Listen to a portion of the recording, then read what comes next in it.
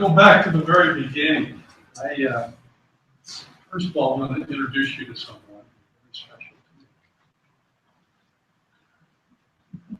I think, would you stand up, please? I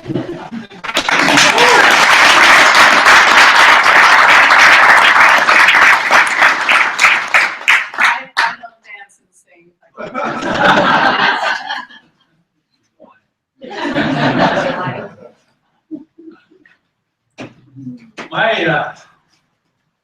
My wife and I have been married for 57 years. Yay. That's good. And this is my first wife. But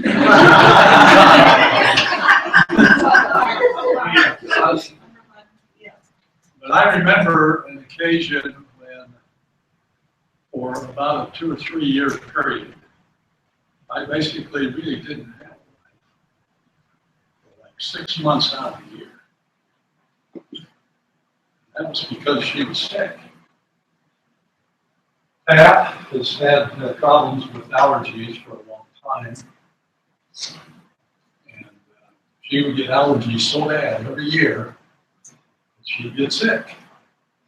A lot of times it would turn into bronchitis, bronchial pneumonia, a few times hospital stays, and it was serious. And so we had a small yacht down at Lake Powell. And some of you know where that is, down on the Utah-Arizona border.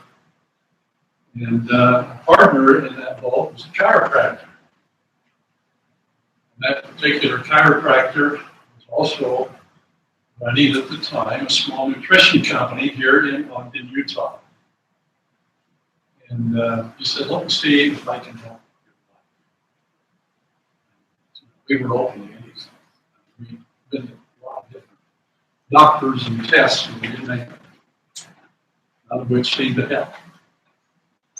Well, it took him about 6 months, but he introduced us into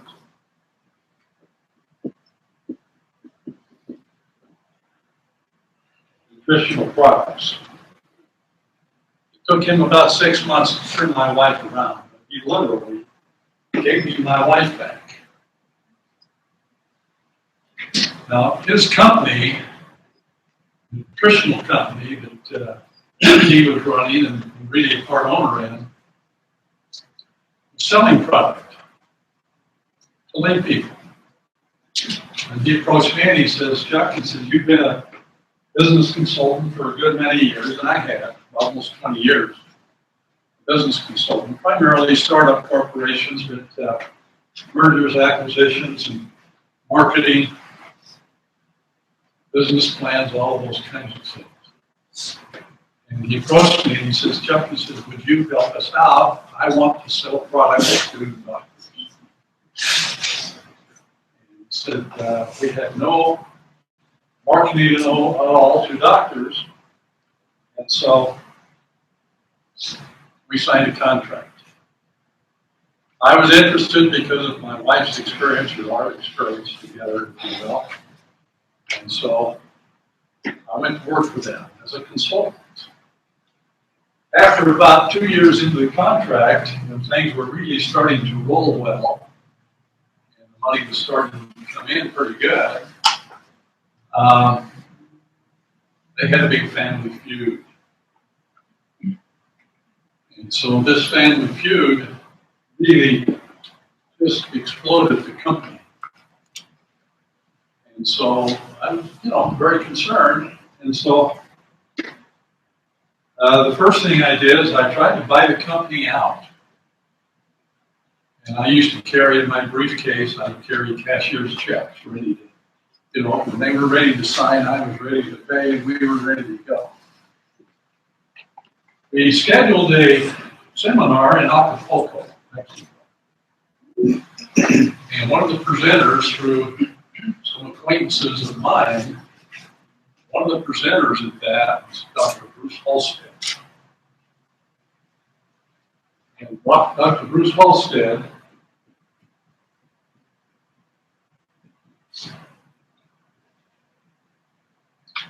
Bruce Halstead became a very good friend. We were in Acapulco, and Bruce and I'm a scuba diver, and Bruce, through his association with Jacques Cousteau. Anybody ever heard of Jacques? Wow. Through his association with Jacques Cousteau, he was a diver also. And Bruce is also a marine toxicologist. This is one of 3 volumes on marine animals, in particular, poisonous and venomous marine animals. Bruce, back around World War II, did a lot of studies for the Navy and for our armed forces on marine life, in particular poisonous marine life, their effect on humans, how to avoid that, and also what effect we could have on the immune system by some of the things that were found in marine life, in particular sharks. Sharks have an immune system that's thousands of times more powerful than yours or mine. They can eat the most spoiled, ugly, decayed fish or anything else, and they'll never get sick. You can't do that. So anyway,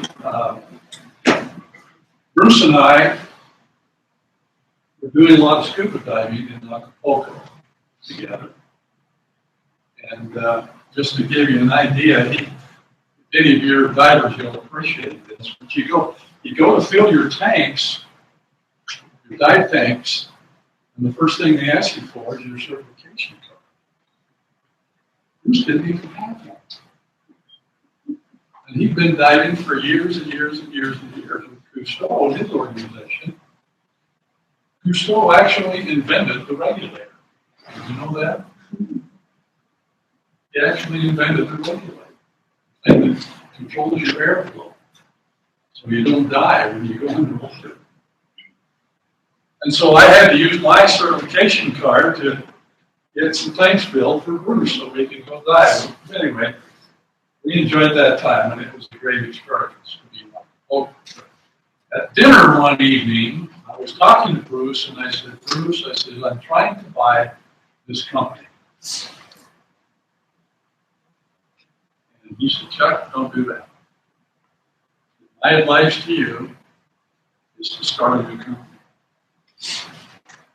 He says, this company needs a lot of help. And he says, let's do it right. He said, I will roll out the red carpet for you when we get home. If you go see the people I tell you, you'll find all the data that you'll ever need to start a new company. And I says, okay, I took his advice. Kept my cashier's checks in my briefcase, and we came home. The next 6 months, I did nothing but fly everywhere. One of the first places I went was to the University of Chicago, in Illinois.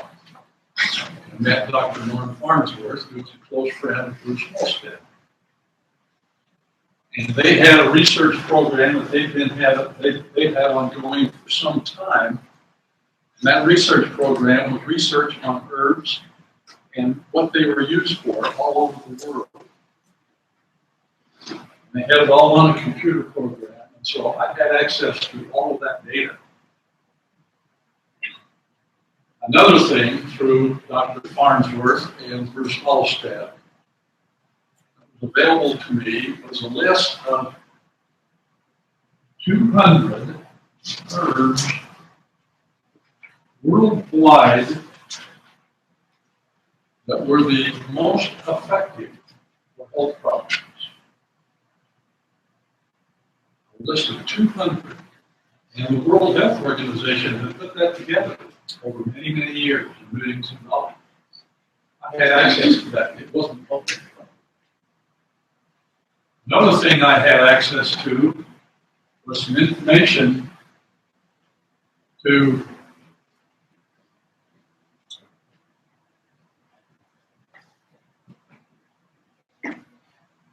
through some research that was done by the fellow in California, down by San Diego, named Ricky Merritt. I flew in and I met with Ricky Merritt. We went over all of his data on birds. Okay. Ricky is the kind of guy, in fact, he still does this. He still does this. He would go into the jungles of South America and Central America. And he would meet with the native medicine man and ask them what particular herb or plant they were using out of the forest for his people.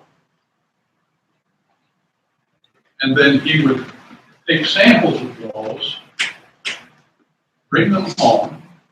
He was doing research of this kind for every drug company of any big significance that you're familiar with. Eli Lilly, you ever heard of them? I mean, just all kinds of them. They would contract with him and he would go research looking for herbs they might be interested in, that they could patent. Okay? They wanted to patent.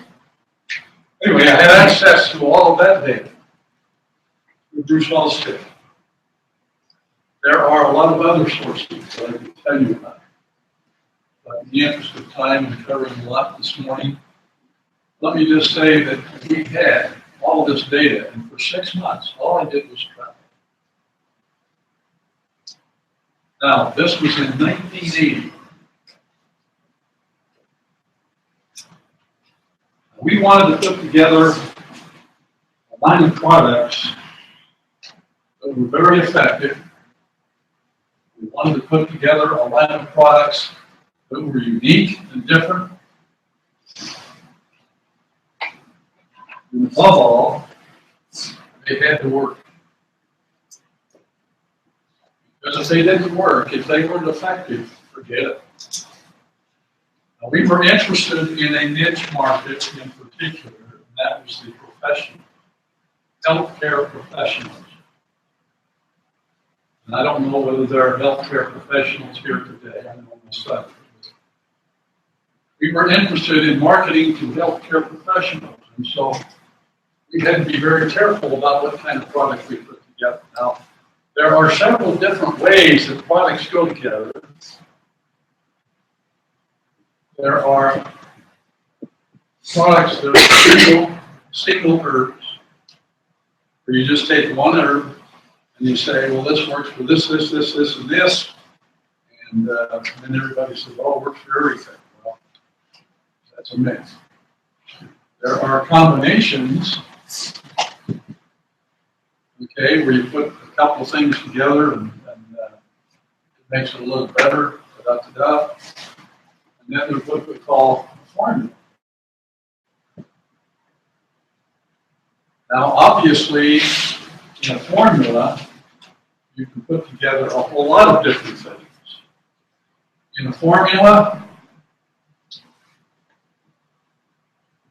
you start with what is my primary objective.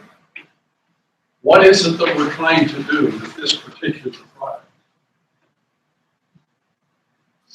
Are we trying to affect the heart? Are we trying to affect the lungs? Are we trying to affect the brain? Are we trying to, what is it we're trying to do? Are we trying to control blood pressure? Blood sugar? What? So there's a primary herb that we would select from all the data that we had. And this was done by a group of people around our dining room table here in Ogden, Utah. We'd fly them in. Bruce Halstead, another fellow that I need to mention, the fellow by the name of Scharfenberg, Richard Scharfenberg. Richard Scharfenberg grew up in China. His father was a Seventh-day Adventist missionary in China. And he didn't have a whole lot to do as a kid, so he read all the books in his dad's library. Well, maybe in your library, that was only 2 or 3 books. But in his dad's library, there were over 5,000. He read them all. Richard Scharfenberg, was last photographic memory. And he could speed read, he'd look at a page, and then he'd tell you what was in it. And you'd read it almost that fast. Amazing guy. So he brought a lot of data to us because we would give him a subject and he'd come back with a stack of information that you wouldn't believe, that you could hardly carry. No. Anyway, so there's Bruce Halstead, Scharfenberg, there's another gal I'll tell you about, Neva Jensen. Neva had a health food store here in Utah, in Roy, which is just a suburb a few miles over this way. And Neva Jensen had been a nutritionist and herbalist also for 27 years when I first met her. Phenomenal little gal. Neva grew up in Wyoming near Lander. You're familiar with Lander? Lander, Wyoming, right in the middle of Wyoming. And Neva used to work with the local Indian medicine men. When they had someone in their tribe who was ailing, who was sick, the medicine man's responsibility was to make them better. And so he would call Neva in and he'd say, Neva, I'd like you to help me. Mm-hmm. This is our problem, and these are the herbs I need. And she would turn around and she would go into the forest and into the hills. She would find those herbs. Okay? Bring them back to cure people in the tribe. So she had a very elementary bringing up, if you will, with herbs. So a phenomenal little gal. You could never stump Neva Jensen. She always had an answer for it. She knew what to do for whatever problem it was. I could tell you story after story about that. Another fellow who I would tell you about is a fellow by the name of Jeff Woodward. Jeff had been 18 years in Minneapolis as a nutritionist in a practice as a doctor. And Jeff Woodward contributed a lot. Certainly contributed a lot when it came to clinical testing of products. And his input as well. And I can remember many times, I'm sure Pat can too, Jeff would stay at our home, work with us, and every morning he was off jogging. He's quite a, he used to promote stainless steel cookware. Anyway, just a great guy. Some of these things bring memories to me, so I'm sorry. Anyway, so there's Halstead, Scharfenberg, Neva Jensen, Jeff Woodward, and then later on in life, another fellow that I know Burke knows, John McDonald. John McDonald was a biochemist. And John, again, gave another slant to what we were trying to do. Now, we were looking at doing a formula for a particular problem. So we would take a problem, for instance, blood pressure, and we would look through all of the data that we had. Everybody around the table had their own little area that they had researched.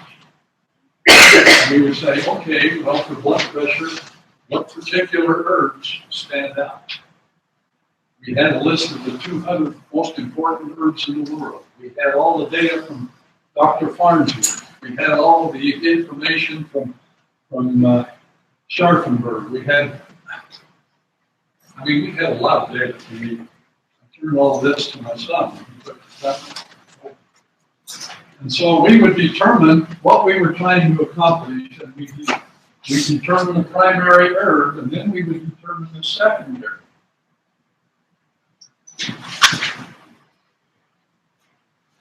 Now, the primary herb may be something for the kidneys. That there are herbs that specifically will affect, promote repair, stimulate, and aid the kidneys. But the secondary may be a secondary objective for a formula. And the secondary formula, or secondary target for the formula may be the kidneys, for instance, and the liver are companion organs. They will cover up for each other when one or the other is weak. And so a secondary objective in the formula that was designed to help the kidneys would have a secondary target of the liver, because the liver is going to support the kidneys. Any of you, any time in your life, find that you have a kidney infection, you may find when you go to bed that all of a sudden your kidneys release a whole lot of water. And you wonder why. Well, it's because the liver has stored all that liquid. When you relax and you're ready to go to sleep, it will release that liquid out. And the kidneys, of course, is the one that it goes through. Just to give you an idea. Now, also in a formula, you would consider what we call coordinating herbs. There are herbs that actually coordinate or concert, direct where everybody is supposed to be on the page. There are also herbs that provide, obviously, support or amplify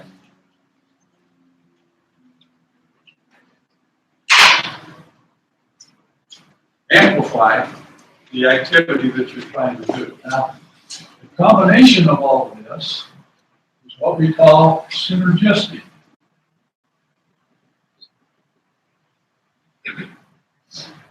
In other words, the interaction of all of the parts end up being much more and much greater and much more effective than the individual parts of it. Now, usually a formula would be 6 or 8 herbs, but sometimes it's far more than that because you bring in something else, and that's called the nutrients. The nutrients that are essential. For instance, alpha, a product that you had. Alpha is a product that is alpha the immune product? Okay. See, I've been retired, so I remember all the products and everything, especially since the names have changed on some. Anyway, in alpha, there's 32 different ingredients, but most of those ingredients are to provide the specific nutrients that's effective for the immune system and its function.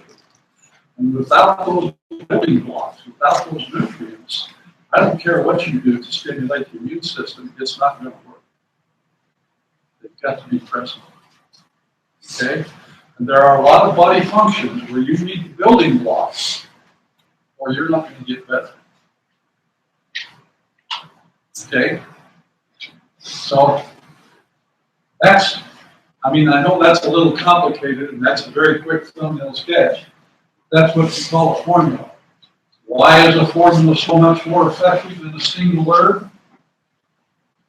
Huh. That's a dumb question, but it is much more effective. Now, what we do is we would design a formula and we would send it through our distributorship all over the country. And we would say, okay, we're going to give you, we do a pilot run, just a small run of a product. We distribute it all over the country, and we would say, we want you to try it in your practice with your patients. And it's free, but we want you to fill out this sheet of paper. We have a little form that we use, and they would fill that out on each patient. And unless we got 80% success, we change the dosage, and sometimes we had to change the formula because it didn't work as well as it was. And So that was our target. We were dealing with doctors. If it didn't work, we had no sales. It didn't work. All right? And our target was 80% or better. And you know what was really remarkable is sometimes we were getting 96% effectiveness. So we felt really good about the products that we were marketing. Now, there are other ingredients. There are other ingredients that just about everyone needs. Let's suppose, now if you're dealing with somebody who's sick, how effective is going to be the breakdown of a product in somebody who's sick? Well, if your digestive system, if your body is not working very well because you're sick, how well are you going to break down a product that you take? You may not. You may not. And so,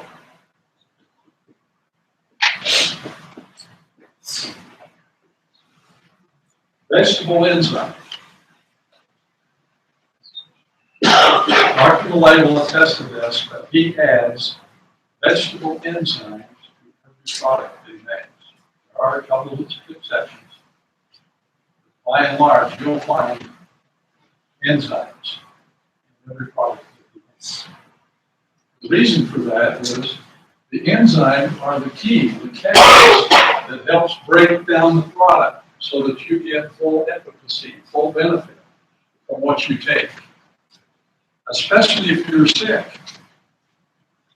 Especially if there's something in your system that's not working and you're compromised. So enzymes are added to every product. Now these are concentrated vegetable enzymes grown in what's called Aspergillus oryza, which is that's the actual, it's a form of yeast, but there's no yeast in the end product. Okay? So it's grown in Aspergillus oryza, the most effective. Now, people say, well, gee, everything is destroyed in acidic condition. That's the pH levels, if you're familiar with pH. That's the pH levels that these are effective in. Now, maybe I'm getting a little technical for you. What that means is when they get in the stomach and the acidic conditions that exist in the stomach are present, it doesn't destroy the enzymes. If, for instance, these vegetable enzymes end up in an atmosphere that is beyond this 2.4 to 10, they simply become ineffective. They're not destroyed. They become ineffective until the pH of your body, where they are, goes back within that range. And then they are effective. Phenomenal. All this came to light again in our research. All right? We did a lot of research. Another thing that you'll find in a lot of products that I was first introduced to this concept by Dr. Bruce Halstead. Dr. Halstead wrote over 200 books, by the way. World-renowned researcher. Marine biotoxicology expert worldwide. He was called in on Chernobyl by the Russians because he could help them with their people who were sick from radioactivity when the Chernobyl power plant blew up. Remember that? Maybe some of you don't. But he was called in as an expert. He was very close to the Chinese, in particular the Chinese military. And so we had an opportunity to actually take products to China and test them in the hospitals in China to see how effective they were, in particular immune system products. Those kinds of things you don't do very easily in hospitals in the U.S., but we were welcome in China. And so one of the things that Bruce